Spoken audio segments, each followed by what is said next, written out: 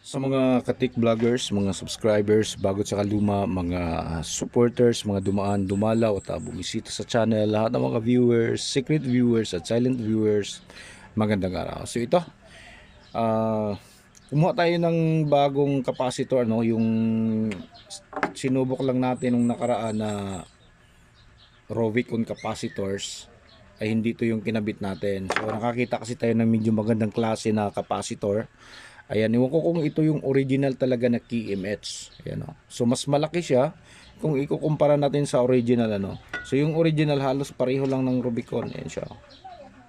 Pareho lang siya yung sukat. Tapos dito, ito, yung KMH, pareho siya 6,000 63 volts na tawag nito 10,000 microfarad. Ayan. Kung makikita natin, napakalaki ng diferensya. Okay?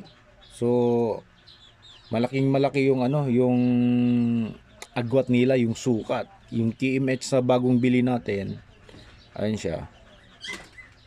Maganda yung maganda yung finish and malinis. Yun siya. Tapos mabigat. Hindi katulad yung original dito na nakakasato, parang papel lang. Wala, napakagaan ito. Hindi katulad nung itong Rubicon natin na original. Kahit maliit siya, solido, mabigat. Tapos kita mo yung isa, ganun pa rin, oh. Ayan. Okay, so isusubok natin, papakita natin sa inyo kung itong itong tawag nito, itong key image capacitors ay magkakapareho ba yung capacitance value. Hindi katulad nitong natin. Ito ay kung itong parehong Rubicon natin na magkakapareho talaga yung capacitance value. Papakita natin, ano?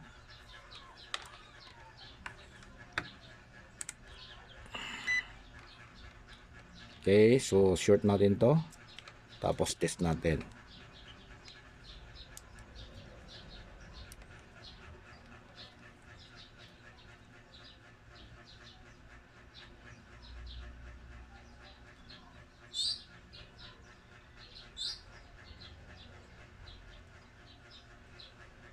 Ayan, so 9.4. So pasok pa rin siya sa 10,000. Itong isa naman.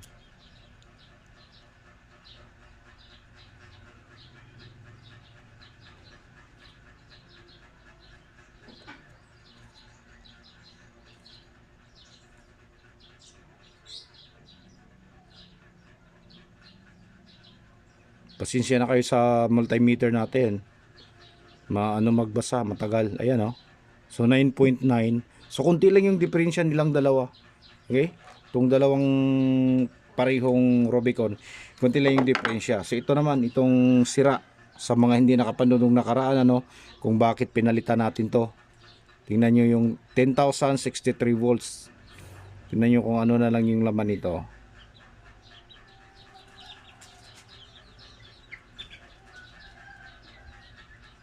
Ayan, 6.5. So napakalayo na sa 10,000 itong isa.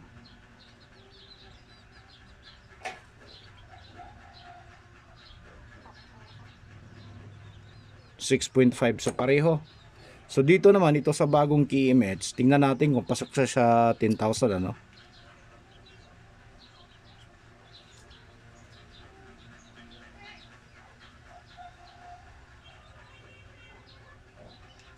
So ayan, 9.4. So pasok siya sa 10,000. Pasok na pasok siya. Dito naman sa isa.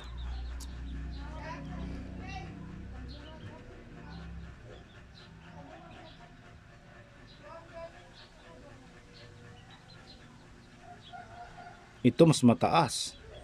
11.9. So ibig sabihin 12,000 to. So balik natin, short natin. Lang siya.